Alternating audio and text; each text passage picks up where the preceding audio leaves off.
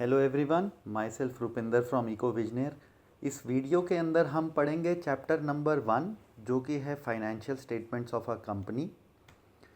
अब इस चैप्टर के अंदर जो सबसे पहला सवाल आता है वो आता है कि ये फाइनेंशियल स्टेटमेंट्स आखिर में होती क्या हैं। तो हम जब अपना पूरा अकाउंटिंग पीरियड ख़त्म कर देते हैं, जो हमारा फाइनेंशियल ईयर होता है, उसके बाद हम अपने रेवेन्यूज़, अपने एक्सपेंसेस, अपने कैपिटल, लाइबिलिटीज़, एसेट्स, इनका जो हिसाब किताब करते हैं उनको हम फाइनेंशियल स्टेटमेंट्स के रूप में जो है प्रेजेंट करते हैं। अब ये अगर 11th क्लास की बात हो तो हम क्लास 11th के अंदर जो है सोल प्रोप्राइटरशिप की अकाउंटिंग पढ़कर आ रहे हैं, राइट। सोल प्रोप्राइटरशिप की जब हम फाइनेंशियल स्टेटमेंट्स बनाते थे तो उसमें पहले हम ट्रेडिंग अकाउंट बनाते थे, उसके बाद हम प्रॉफिट एंड लॉस बनाते थे और फिर हम बैलेंस शीट बनाते थे। तो उसी तरीके से जब हम यहाँ क्लास 12th के अंदर कंपनीज़ की बात करेंगे तो कंपनीज़ के लिए हम जो है 2 फाइनेंशियल स्टेटमेंट्स मेनली जो है सबसे पहले बनाएंगे, जिसमें सबसे पहले हमारी बनेगी income statement which is just like profit and loss, जिसके अंदर हम अपने रेवेन्यू और एक्सपेंसेस का जो है हिसाब किताब करेंगे। एंड दूसरी जो आती है वो है पोजीशन स्टेटमेंट, जो कि हमारी बैलेंस शीट है, जो हमने लास्ट ईयर भी करी थी, जिसमें हमने एसेट की बात करी थी, लाइबिलिटी की बात करी थी और कैपिटल की बात करी थी। देन इसके साथ साथ जो हमारे डिफरेंट डिफरेंट कंपोनेंट्स हैं, जैसे अगर हम शेयर कैपिटल की बात करें तो हमारे शेयर कैपिटल के अंदर 2 टाइप के शेयर्स इशू हो रहे हैं, प्रेफरेंस भी हो रहे हैं, इक्विटी भी हो रहे हैं। तो वो जो शेयर कैपिटल के 2 अलग से उसके सब कंपोनेंट्स हैं उनको प्रेजेंट करेंगे हम नोट्स टू अकाउंट के अंदर। तो इस तरीके से income statement, position statement, notes to account और चौथी कैश फ्लो स्टेटमेंट, जिसमें हम कैश का इनफ्लो और आउटफ्लो रिकॉर्ड करेंगे। तो ये 4 टाइप की फाइनेंशियल स्टेटमेंट्स जो हैं हम क्लास 12th के अंदर पढ़ेंगे। अब जो नेक्स्ट सवाल आता है वो आता है कि ये पोजीशन स्टेटमेंट किस तरीके से बनानी है। तो अगर मैं बात करूं तो पोजीशन स्टेटमेंट क्या है? पोजीशन स्टेटमेंट बैलेंस शीट है, वही बैलेंस शीट जो लास्ट ईयर हमने प्रॉफिट एंड लॉस अकाउंट के बाद बनाई थी। सोल प्रोप्राइटरशिप के केस में हम क्या करते थे, एक टी शेप के अंदर यहाँ पे लेफ़्ट साइड पे लाइबिलिटी दिखाते थे, राइट साइड पे एसेट दिखाते थे, यहाँ पे कैपिटल दिखा देते थे। इस तरीके से ये बाद में दोनों टैली हो जाते थे। तो कुछ कुछ वैसे ही रहेगी कंपनीज़ के केस में भी, जैसे सोल प्रोप्राइटर के केस में थी, सिर्फ प्रेजेंटेशन चेंज हो जाएगा। अब ये टी शेप में नहीं बनेगी, अब ये जो है कुछ इस तरीके से बनेगी। तो यहाँ पे अगर आप देखो तो बैलेंस शीट जो है आपने टेबल के फॉर्म में बना दी। पहले आपने इक्विटी एंड लाइबिलिटीज़ यहाँ पर पहला हेड दे दिया, उसके बाद उसके सारे कंपोनेंट्स एक के बाद एक लिख दिए, और फिर दूसरा हेड आपने एसेट्स का बना दिया और उसके कंपोनेंट्स एक के बाद एक लिख दिए। तो ये सारा जो फॉर्मेट है ये हमारे को जो है schedule 3 part 1 of the companies act 2013 के अंदर जो है मिलेगा, और इसको एज इट इज़ हमने जो है एब्जॉर्ब करना है। हम कंपनीज एक्ट 1956 के बाद की जो अमेंडमेंट है 2013 की, उसके हिसाब से जो बैलेंस शीट का फॉर्मेट है हम वो अब एक बार डिस्कस करेंगे। तो जैसे मैंने कहा 2 ब्रॉड हेड्स के अंदर ये बैलेंस शीट चलेगी। सबसे पहले टॉप पे मैं लिखूंगा बैलेंस शीट ऑफ, सपोज़ मेरी फर्म का नाम एक्स है तो x limited, for the year ending, suppose मेरा 31 मार्च 2023 का ये साल ख़त्म होता है, तो यहाँ पे मैं अपना जो है दोनों ये स्टार्टिंग के बैलेंस शीट में ऊपर मेंशन कर दूंगा। उसके बाद मैं पहला कॉलम पर्टिकुलर्स का बनाऊंगा, दूसरा कॉलम होगा मेरा नोट नंबर का, क्योंकि यहाँ पर मैं नोट नंबर दूंगा जो मेरा फाइनली जाकर होगा नोट्स टू अकाउंट में शो।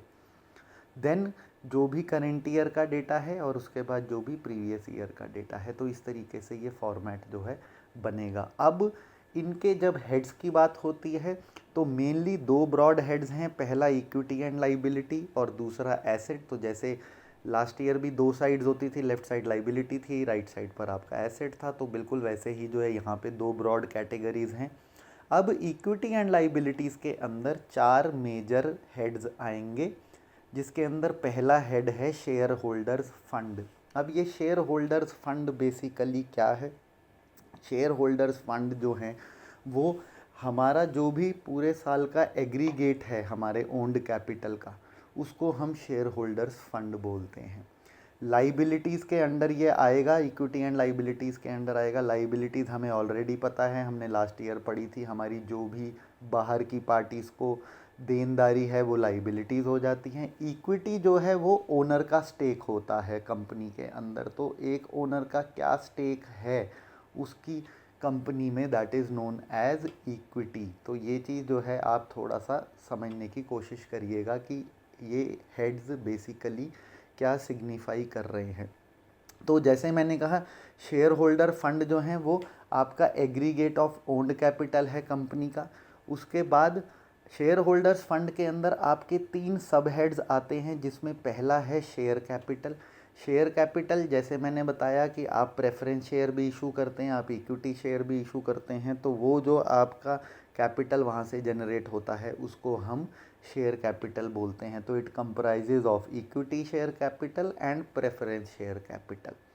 देन बी जो है sub head, that is reserve and surplus. आपने लास्ट ईयर भी रिज़र्व्स पढ़े थे, जनरल रिज़र्व की हमने जो है बात करी थी, वही जनरल रिज़र्व यहाँ पर आएगा। उसके साथ साथ कुछ स्पेसिफिक रिज़र्व्स भी आएंगे।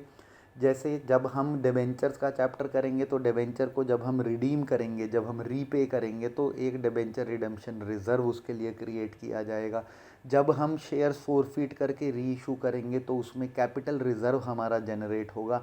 जब हम statement of profit and loss को बैलेंस करेंगे तो उसमें सरप्लस जनरेट होगा। तो ये सारे जो कंपोनेंट्स हैं ये आपके रिज़र्व एंड सरप्लस के अंदर जो हैं आएंगे। तो ये सारे याद रखिएगा कि कौन सा कंपोनेंट कहाँ आएगा, क्योंकि ये क्वेश्चन भी बोर्ड के अंदर आपके आ जाता है कि ये वाला कंपोनेंट कहाँ पे प्रेजेंट होगा। तो आपको ये पूरा format as it is sequence wise तो याद रखना ही है, with their headings, sub heads, फिर उसके आगे सब हेड, पर साथ साथ आपको ये भी याद रखना है कि किसके अंदर क्या कंपोनेंट आएगा। नेक्स्ट जो सब हेड आता है वो है money received against share warrants. अब ये शेयर वारंट्स क्या है, ये एक तरीके का एक्नॉलेजमेंट है। एक्नॉलेजमेंट किस चीज़ का, जो भी इन्वेस्टमेंट इन्वेस्टर्स करते हैं उसका एक एक्नॉलेजमेंट जो है शेयर वारंट के रूप के अंदर जो है आपको टेम्परेरी बेसिस पे इशू किया जाता है, जब तक आपको शेयर सर्टिफिकेट नहीं मिल जाता। ऑलराइट, तो ये जो है हमारे पहला जो हेड है वो यहाँ पे कंप्लीट होता है शेयर होल्डर फंड्स वाला। नाउ जो सेकंड हेड आता है इक्विटी एंड लाइबिलिटीज़ के अंदर, that is my share application money pending allotment. And जैसे अगर आप नाम समझेंगे तो आपको समझ में आ जाएगा कि ये एप्लीकेशन मनी जो है वो हम रिसीव कर चुके हैं अपने शेयर होल्डर से, लेकिन अभी उसको हमने शेयर्स अलॉट नहीं करे हैं, allotment is not yet made. तो एप्लीकेशन मनी आई हुई है लेकिन अलॉटमेंट नहीं हुई है, तो yes it is a liability for the company. तो वो जो है हम यहाँ पे प्रेजेंट करेंगे। उसके बाद जो थर्ड हेड आता है वो आता है नॉन करेंट लाइबिलिटीज़ का। जब बात होती है नॉन करेंट लाइबिलिटीज़ की तो उसके अंदर फिर से 4 सब हेड्स आते हैं, जिसमें से पहला है long term borrowings. Long term borrowings जो भी बिजनेस की बोरोइंग्स हैं, जैसे आप देखेंगे डिबेंचर्स इशू करते हैं तो वो डिबेंचर्स बियॉन्ड 1 अकाउंटिंग पीरियड जाते हैं। जो भी एक अकाउंटिंग पीरियड के बियॉन्ड आपकी बोरोइंग्स होंगी वो आपकी लॉन्ग टर्म बोरोइंग्स के अंदर आती हैं। जैसे आप कई बार फिक्स्ड असेट्स परचेज करते हैं, गाड़ियाँ लेते हैं, बिल्डिंगें लेते हैं, तो उसमें 5-5, 10-10, 20-20 साल की जो है आपकी जो है टर्म रहता है लोन का। तो वो सारे की सारी जो है यहाँ पे हम प्रेजेंट करेंगे। उसके बाद जो दूसरा सब हेड नॉन करेंट लाइबिलिटीज़ में आएगा वो आएगा डेफर्ड टैक्स लाइबिलिटी का। डेफर्ड टैक्स लाइबिलिटी क्या है, नेम इटसेल्फ इज एक्सप्लेनेटरी, कि वो टैक्स लाइबिलिटी जो ड्यू हो चुकी है इस साल फॉर द करेंट पीरियड पर अभी तक पे नहीं की गई है। So this is my deferred tax liability. Then next जो component आता है C component non current liabilities के अंदर, that is long term provisions। जो provisions हम 1 साल के पीरियड के बियॉन्ड, अपने अकाउंटिंग पीरियड के बियॉन्ड बनाते हैं, ये जनरली एम्प्लॉय बेनिफिट्स होते हैं कुछ। जैसे प्रोविडेंट फंड आपने ज़रूर नाम सुना होगा। जब एम्प्लॉय ज्वाइन करता है किसी भी कंपनी को तो उसकी सैलरी का कुछ पार्ट जो है कंपनी प्रोविडेंट फंड में लगाती है, उसमें कुछ उसकी सैलरी का पार्ट होता है, कुछ कंपनी अपनी तरफ से कंट्रीब्यूट करती है, ताकि ओवर दी ईयर्स जितने साल वो 10, 15, 20 साल काम करे और जब रिटायर हो तो उसके ऊपर इंटरेस्ट के साथ उसको एक लमसम अमाउंट मिले, सो दैट उसका रिटायर्ड लाइफ जो है अच्छी बीते। तो इस तरीके की जो प्रोविजंस हैं, ग्रेच्युटी हो गई, लीव इनकैशमेंट हो गई, ये सारी आपकी लॉन्ग टर्म प्रोविजंस के अंदर आएंगी। देन जो नेक्स्ट कंपोनेंट, लास्ट कंपोनेंट जो आता है वो आपका आता है अदर लॉन्ग टर्म लाइबिलिटीज़। तो जो और भी लाइबिलिटीज़ हैं लॉन्ग टर्म की जो बियॉन्ड 1 ईयर जाती हैं, वो सारी की सारी आपकी इस हेड के अंदर जो हैं आ जाएंगी, अदर नॉन करेंट लाइबिलिटीज़ के अंदर। तो आपके बैलेंस शीट के जो हैं लास्ट हेड के ऊपर आते हैं इक्विटी एंड लाइबिलिटीज़ के, which is 4th number current liabilities. And you already know, you have studied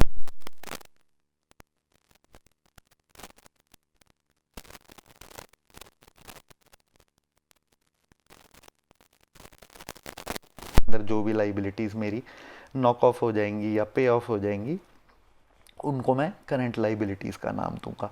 उसके अंदर जो है पहला हेड जो है वो ट्रेड पेबल आता है। ये भी हमने पढ़ा हुआ है ट्रेड पेबल 11th क्लास के अंदर। Trade payable is basically my creditors plus bills payable. तो वही सेम चीज़ जो है यहाँ पर क्रेडिट प्लस बिल्स पेबल वाली ट्रेड पेबल के नाम से करी जा रही है। उसके बाद जो नेक्स्ट कंपोनेंट इसके अंदर आएगा करंट लाइबिलिटीज़ में, वो है शॉर्ट टर्म बोरोइंग्स। जो भी लोन्स लिए हुए हैं हमने बैंक से, जो 12 महीने के अंदर अंदर हमने पे कर देने हैं, लोन्स टेकन फ्रॉम बैंक्स या other financial institution for a short period. Short period is basically with in 1 accounting period. वो 12 महीने के अंदर अंदर जो है आपकी वो लाइबिलिटी जो है पे हो जाएगी। देन सी जो थर्ड करंट लाइबिलिटीज़ का सब हेड है वो है शॉर्ट टर्म प्रोविजंस। ये भी हमने लास्ट ईयर पढ़ी थी, अगर आपको याद हो तो। Provision for doubtful debts, provision for discount on debtors, हम डेटर्स के लिए जो है प्रोविजन बनाते थे, ये वही शॉर्ट टर्म प्रोविजन है। अगेन प्रपोज डिविडेंड हम यहाँ पे पढ़ेंगे, जब शेयर होल्डर्स को हम डिविडेंड प्रपोज करेंगे तो वो हमारी जो है शॉर्ट टर्म लाइबिलिटी होगी, क्योंकि वो विद इन 1 ईयर हम उसको पे कर देते हैं। तो इसके बाद जो लास्ट आता है 4th सब head, that is my other current liabilities. इसके बियॉन्ड जो भी लाइबिलिटीज़ मेरी 1 साल के अंदर जो क्लोज हो रही हैं, जैसे अगर कोई इनकम टैक्स मैंने जो अभी ड्यू हो गया है लेकिन पे नहीं किया, या कोई आउटस्टैंडिंग एक्सपेंसेस हो गए, या कुछ एडवांस इनकम जो मैंने ले रखी है एडवांस में अपने क्लाइंट से, वो सारी की सारी जो हैं इसके अंदर आ जाएंगी अदर करेंट लाइबिलिटीज़ में। तो मोटा मोटा अगर देखें तो इक्विटी एंड लाइबिलिटीज़ के अंदर 4 जो हैं हमारे मेन कंपोनेंट्स रहते हैं। Share holders fund, share application money, non current liabilities and current liabilities, और फिर उनके अंदर अलग अलग सब हेड्स हैं। आई होप समझ में आया होगा। मैंने जो भी कोशिश करी है अपनी तरफ से आपको समझाने की। अब ये तो हुई लाइबिलिटीज़ वाली साइड, इक्विटी एंड लाइबिलिटीज़ वाली साइड। अब मैं चलता हूँ दूसरी साइड। तो यानी कि अगर आप देखो तो 11th के नज़र से तो ये वाली साइड मैंने जो है कंप्लीट कर दी। अब मेरी ये वाली साइड जो है पेंडिंग है, which is my asset side. तो वो एसेट्स जो है मेरे इस तरीके से प्रेजेंट होंगे। एसेट्स के अंदर मैं 2 मेन हेड्स जो है दूंगा, पहला नॉन करेंट एसेट्स, दूसरा करेंट एसेट्स। तो यहाँ पे कंपैरेटिवली लाइबिलिटी से हेड्स, मेन हेड्स जरूर कम है, लेकिन सब हेड के सब हेड आगे जो है निकलते जाएंगे। जैसे नॉन करेंट एसेट की जब हम बात करते हैं तो ऑलरेडी आपको पता है कि जो भी एसेट्स मोर देन 1 ईयर आपके पास रहेंगे, जैसे बिल्डिंग हो गई, मोटर कार हो गई, इस तरीके की जो करेंट एसेट्स होते हैं, नॉन करेंट एसेट्स जो होते हैं, उनके बारे में यहाँ पर बात होगी। और उसके अंदर जो है जब हम फिक्स्ड एसेट्स की बात करेंगे, जो कि नेक्स्ट उसका सब हेड है, उसके अंदर हम 2 कंपोनेंट्स देख रहे हैं, इनटैंजिबल और टैंजिबल। टैंजिबल फिक्स्ड एसेट्स आपने ऑलरेडी पढ़ा हुआ है, जो भी चीज़ हम छू सकते हैं दैट इज़ टैंजिबल। तो बिल्डिंग जैसी चीज़ें यहाँ पर आ जाएंगी, मोटर कार जैसी यहाँ आ जाएंगी। इनटैंजिबल फिक्स्ड एसेट्स वो एसेट्स जिनको हम छू नहीं सकते हैं। अगर याद हो तो हमने गुडविल की बात करी थी, दैट वाज कॉपीराइट थे, ट्रेडमार्क थे, ये कुछ इनटैंजिबल एसेट्स हमने ऑलरेडी पढ़े थे। तो टैंजिबल इनटैंजिबल एसेट्स क्या हैं? नॉन करेंट वाले जिनको हम फिक्स्ड बोलते हैं, यहाँ पे देख लीजिए, building, furniture, vehicle, machinery, copyright, trademark, website, ये आपके इनटैंजिबल फिक्स्ड एसेट्स हो जाएंगे। उसके बाद जो है नेक्स्ट जो आपका कंपोनेंट आता है वो आता है कैपिटल वर्क इन प्रोग्रेस। जो भी आपका अभी जो प्रोसेस चल रहा है, जो भी आपकी कॉस्ट्स जो हैं एक फिक्स्ड एसेट को बनाने के अंदर जो है अंडर कंस्ट्रक्शन या वर्क इन प्रोग्रेस जिसको बोला जाता है, वो जो है सारी की सारी आपकी कैपिटल वर्क इन प्रोग्रेस के अंदर आएंगी। यहाँ पर जो है cost incurred on a fixed asset which is under construction at the balance sheet date, ये अभी वर्क इन प्रोग्रेस है, अभी कंप्लीट नहीं हुआ है। देन लास्ट जो सब हेड आता है फिक्स्ड एसेट्स के अंदर, वो आता है intangible assets which are under development. अभी कुछ ऐसे इंटेंजिबल एसेट्स जो अभी प्रोसेस में हैं, जैसे सॉफ्टवेयर अगर आप कोई डिज़ाइन कर रहे हो तो वो रातों रात नहीं होता है। So what ever is the cost incurred in designing of a software which is still under development, अभी बना नहीं है, अभी आप देखते हो महीनों साल भी लग जाते हैं कई बार किसी सॉफ्टवेयर को बनाने में, तो वो चीज़ जो है हम इंटेंजिबल एसेट्स अंडर डेवलपमेंट के अंदर डालेंगे। अब जब हम बात करेंगे अपने दूसरी सब हेड की, तो वो है हमारा नॉन करेंट इन्वेस्टमेंट्स। और नॉन करेंट इन्वेस्टमेंट्स हमारी वो इन्वेस्टमेंट्स हैं जो हमने एक अकाउंटिंग पीरियड से ज़्यादा टाइम के लिए कर रखी हैं, value of which is not realised within a period of 1 year. तो ये हमारी लॉन्ग टर्म जो नॉन करेंट इन्वेस्टमेंट्स कहलाई जाएंगी। उसके बाद जो नेक्स्ट सब हेड आता है नॉन करेंट एसेट्स के अंदर, वो है हमारे डेफर्ड टैक्स एसेट्स। उसके बाद जो है नेक्स्ट जो हमारा सब हेड आता है वो है हमारे long term loans and advances. जो भी लोन्स हमने या एडवांसेस हमने जो दिए हुए हैं आगे अपने क्लाइंट्स को या अपने वेंडर्स को, वो जो है मेरा इसके अंदर जो है आएगा। एंड इसके बियॉन्ड जो भी एसेट्स हैं जो कि बियॉन्ड 1 साल के लिए मेरे पास जो है रहेंगे, रियलाइज़ नहीं होंगे विद इन 1 ईयर, वो मैं अदर नॉन करेंट एसेट्स के अंदर डाल दूंगा। तो ये मेरा जो है पहला हेड नॉन करेंट एसेट्स जो है वो यहाँ पर कंप्लीट होता है। दूसरा जो मेन हेड है वो है मेरा करेंट एसेट्स का। करेंट एसेट्स वही एसेट्स जो 1 साल के अंदर अंदर रियलाइज़ हो जाएंगे। तो इसके अंदर सबसे पहले ट्रेड रिसीवेबल आता है, जो हमने लास्ट ईयर भी पढ़ा था, which is basically your debtor plus bill receivable, या आपने 11th के अंदर भी पढ़ा हुआ है, तो it is basically sundry debtors plus bill receivable. उसके बाद जो नेक्स्ट आता है that is my current investments. मैंने जो भी इन्वेस्टमेंट्स करी हुई हैं जो 1 साल के अंदर लिक्विडेट हो जाएंगी, कोई शॉर्ट टर्म अगर मैंने डिपॉजिट लिया हुआ है वो मेरा 1 साल के अंदर अगर जो है लिक्विडेट हो रहा है तो वो इसमें आ जाएगा। नेक्स्ट जो है वो सी जो है थर्ड, वो है inventories. Inventories is basically my stock, जो भी मेरे स्टॉक हैं उसको मैं यहाँ पे इन्वेंट्रीज का नाम दूंगा। अब वो हो सकता है वो रॉ मटेरियल स्टेट में हो, या वो अब तक पूरा तैयार हो के फिनिश्ड स्टेट ले चुका हो, या फिर अभी वर्क इन प्रोग्रेस हो, तो वो सारा इन्वेंट्रीज के अंदर ही आएगा। देन नेक्स्ट जो आता है वो है मेरे कैश एंड कैश इक्विवेलेंट। हमने लास्ट ईयर भी पढ़े थे cash in hand, cash at bank, तो ये कैश एंड कैश इक्विवेलेंट कुछ उसी प्रकार का जो है यहाँ पे प्रेजेंट किया जाएगा।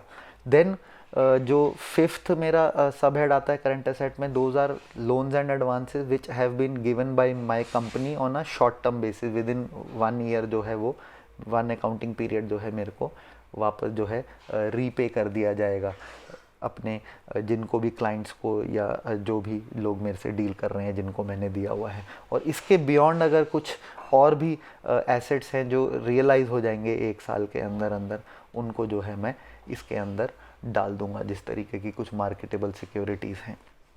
तो अल्टीमेटली जो है ये सारे का सारा जो लाइबिलिटीज़ और एसेट्स का जो सारा प्रेजेंटेशन है, ये एज इट इज़ कोशिश करिए एब्जॉर्ब करने की। वाई? बिकॉज आपको बार बार ये रिप्रोड्यूस करना पड़ेगा पेपर के अंदर भी, और जब आप अलग चैप्टर्स आगे पढ़ेंगे, कंपनीज अकाउंट पढ़ेंगे।